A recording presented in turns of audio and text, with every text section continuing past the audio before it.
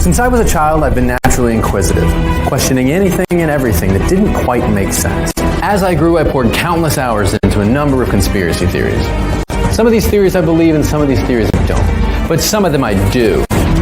Here I'll be studying the evidence for and against all of history's mysteries, doing the work so you don't have to, but you really should do it on your own, like check sources and all that. Okay, on today's episode, Flat Earth.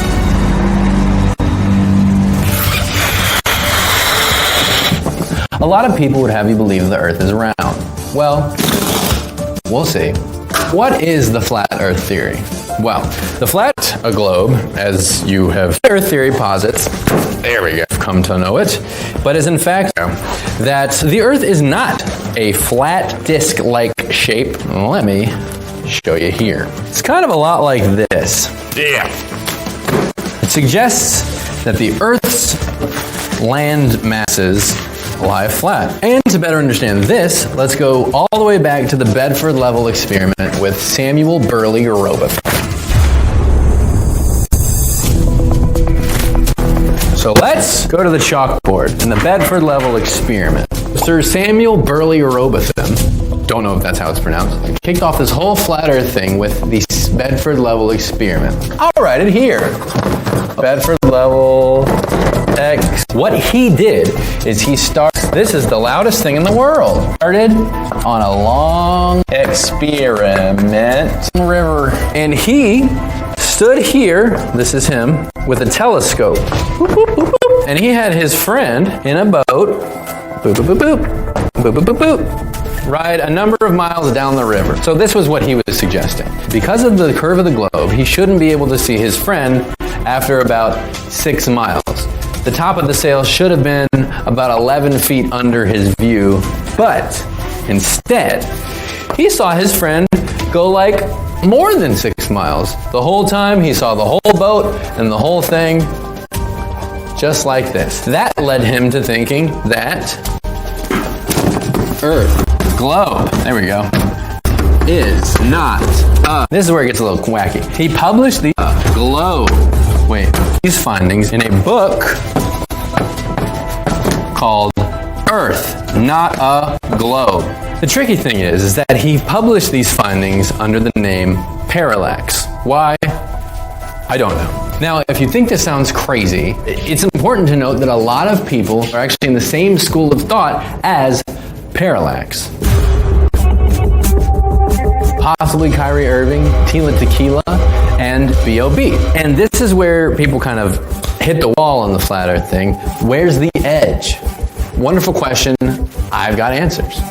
So, to explain, this is essentially edges. Your next question would be like, well, what the shape of the flat, why haven't we fallen off? Earth looks like. And of course, if these are well, that brings me to the ice wall. Using my handy dandy modeling clay for children, I'm going to explain.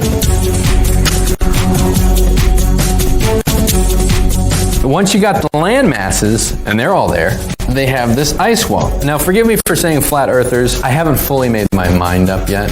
I really would like to get around this because this is just so cool. And so, this is what they believe it looks like. So you got your Canada, US, Mexico, there's South America in there, and then Russia, the other big old land mass.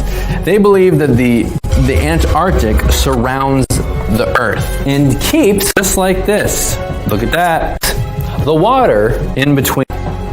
These are the principles in the ice mass. Just of the Flat Earth Society.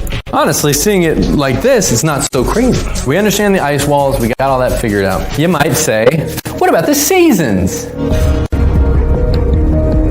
This is the most enjoyable part of the flat earth theory. It is actually suggested that the sun spins around the earth. I'm actually doing the opposite of that, but give me a break, you can figure it out.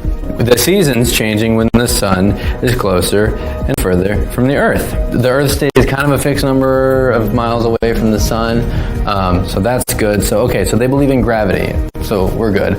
No, they don't. Gravity is a hoax. In the flat earth theory, the tides are not in the center of the earth and not moved by lunar involvement. We all stay here. Tide shifts are connected to a magnet, not because of gravity, but because the earth and the sun are constantly and ever moving upward, like a tower of terror that you can never get off. This brings me to photographs. So you're saying, I've seen photos of the Earth. It looks like a sphere. It's very circular. Why haven't these flat Earth people seen the photos either? Well, they have. But those photos were taken by NASA.